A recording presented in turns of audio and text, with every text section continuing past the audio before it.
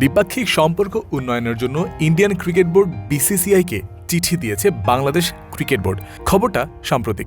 বাংলাদেশে সফর করার কথা থাকলেও গত বছর তা স্থগিত করেছিল ভারত। চলতি বছর অগাস্ট সেপ্টেম্বরে পরিবর্তিত সূচিতে সেই সিরিজ আবারও খেলতে আসার কথা তাদের। এই দুটোই অবশ্য পুরনো খবর। তবে দিন শেষে এখনও একটা প্রশ্ন একই রকম প্রাসঙ্গিক। এবার কি সিরিজ খেলতে আসবে ভারত, নাকি এবারও কোনো বাহানায় তা এড়িয়ে যেতে চাইবে বিসিসিআই?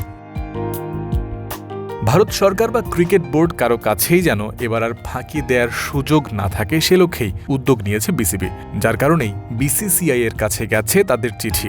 যদিও এখনও কোনো প্রতি উত্তর পাওয়া যায়নি। সোমবার পর্যন্ত এমনটাই জানা সকলের। বিসিবি চায় অতীত তিক্ততা ভুলে ভারতীয় ক্রিকেট দল বাংলাদেশ সফর করুক। এখনও কোনো উত্তর না পাওয়ায় সেক্ষেত্রে শঙ্কাটা উড়িয়ে দেওয়া যাচ্ছে না পুরোপুরি।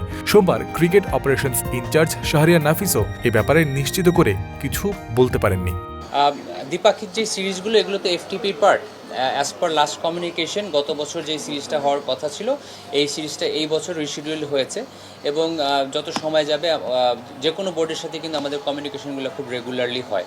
সো খুব সম্ভবত যেটা আমি ব্যক্তিগতভাবে পত্রপত্রিকার মাধ্যমে জেনেছি যে বাংলাদেশ ক্রিকেট বোর্ড থেকে একটা চিঠি ইস্যু করা হয়েছে, বাট এটা যেহেতু সিইও অফিস বা প্রেসিডেন্ট অফিসের ইস্যু, এই ব্যাপারে আসলে আমার কাছে তেমন কোনো তথ্য নেই বা আমার কাছে বলার কোনো তথ্য নেই।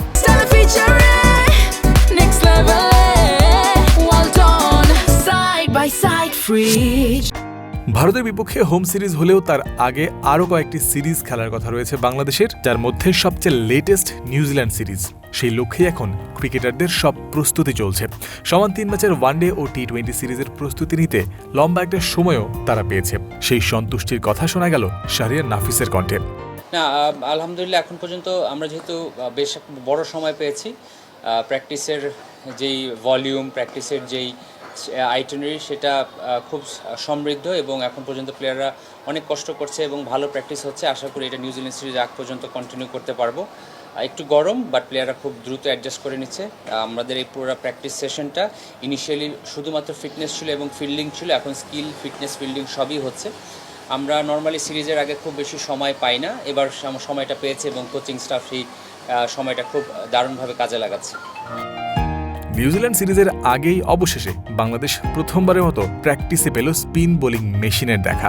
প্রিপারেশনে এটি যোগ করবে ভিন্ন মাত্রা, সংশ্লিষ্ট সবার এমনই আশা। জয়ন্ত বিন্দু, ক্রিক ফ্রেন্সি।